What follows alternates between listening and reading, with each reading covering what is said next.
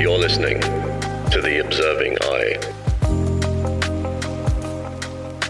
Pirate radio for the mind. Coming at you fresh from the computer hell cabin.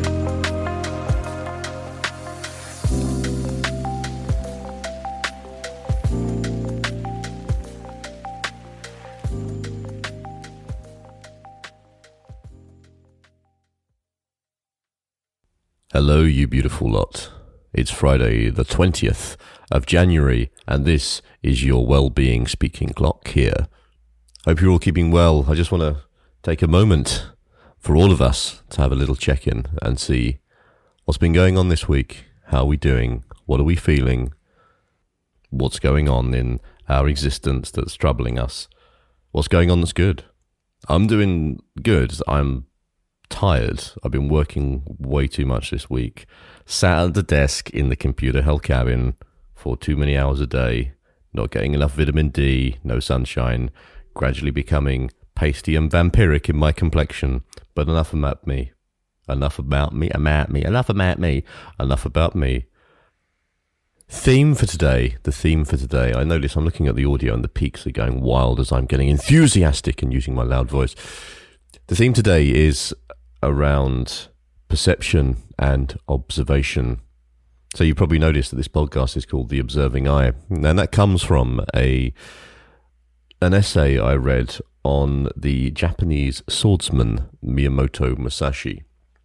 Now, Musashi was the inventor of the two-sword technique with the katana and the wakizashi. Not that that's relevant to any of this, but, you know, a little bit of contextual history for you. And I've left my bloody phone off silent as well. We're going to keep going. He spoke about the fact that the mind has two eyes. It has the observing eye and the perceiving eye. The observing eye sees what is. The perceiving eye sees our interpretation of what is. And I think that's relevant, and if you've read the Substack this week, you'll be aware that I sort of laid into the concept of Blue Monday quite extensively, in the fact that it's just a shitty noughties marketing campaign for Sky Travel that has turned into this mimetic thing whereby we all believe the third Monday of January is the most depressing day of the year.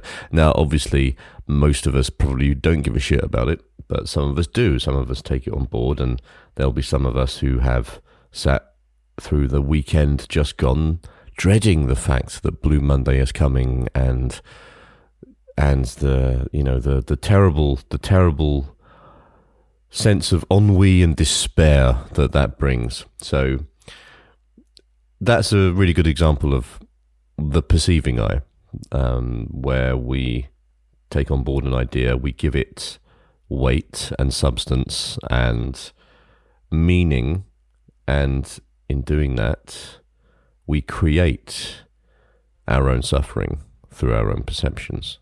We can think of our own eyes, not the mind eyes, the actual gelatinous orbs that we have stuck in our faces. We can consider our own eyes as more like projectors, right? So reality is the observation. It is the fact. It is the thing that transpires that we cannot change, and that tumbles into our eyes, and it gets all kind of messed around in our thoughts and perceptions and judgments, and this blended version is then projected back out again. Okay, so the eyes sort of project back out, and that projection is our own internal unique reality. And in that sense, all of our realities are bespoke and very slightly different, because we'll tinge them with our own distinct flavour of what we think and what we perceive is going on. And in that sense, I like to consider the idea of there being fact and there being truth.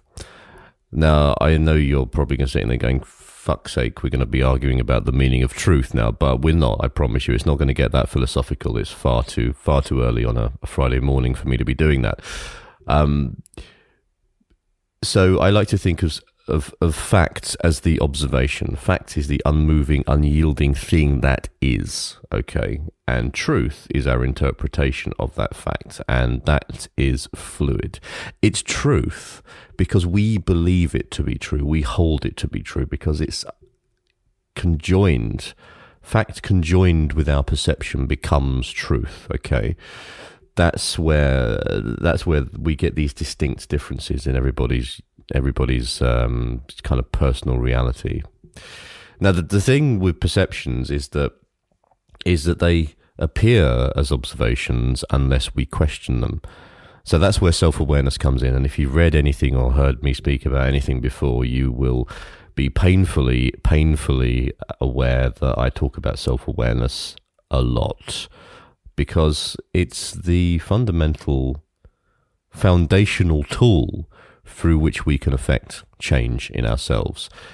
If we've got perceptions that are skewed and not serving us in a positive sense, and that's something I'll say a lot as well, not serving us in a positive sense, then we need to consider changing those perceptions or looking and investigating into those perceptions and understanding why our interpretation of things is this way. What's going on for us that's making us perceive fact as this, that's tainting our reality with this unpleasant smell.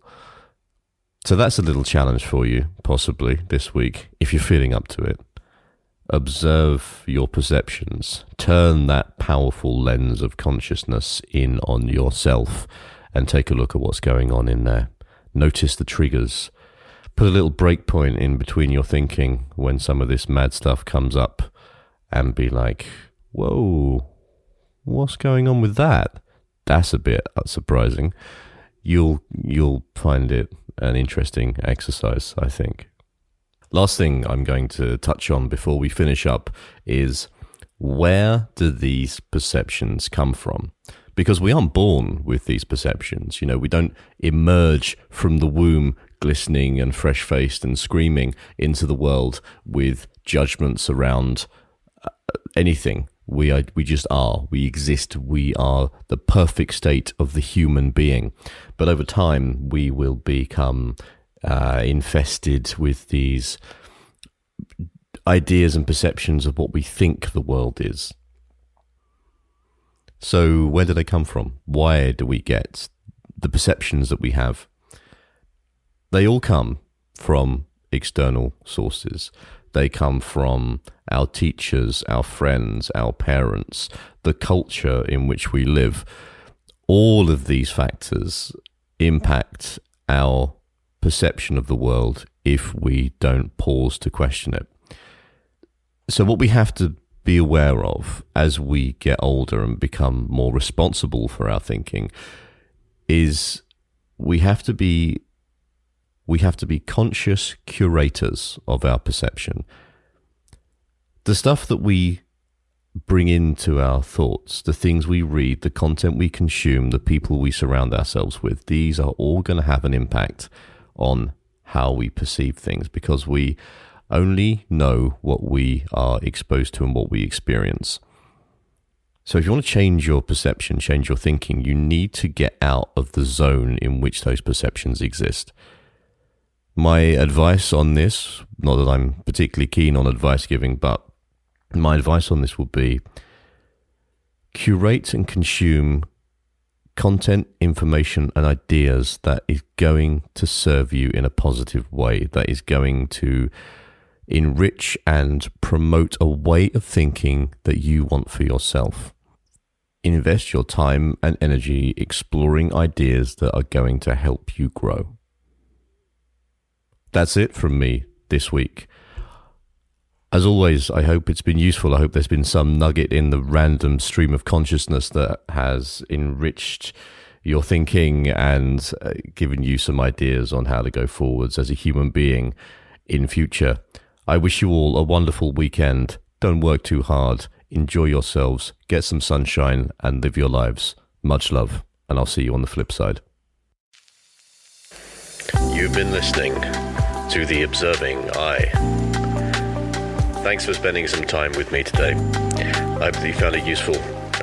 And if you're interested in any more of my writings or work around psychology and philosophy and general day-to-day living, please go and take a look at my Substack, which is theobservingeye.substack.com, and that's I as in the letter, not I as in the gelatinous organ through which you see. Take care, everybody. Much love, and I'll see you soon.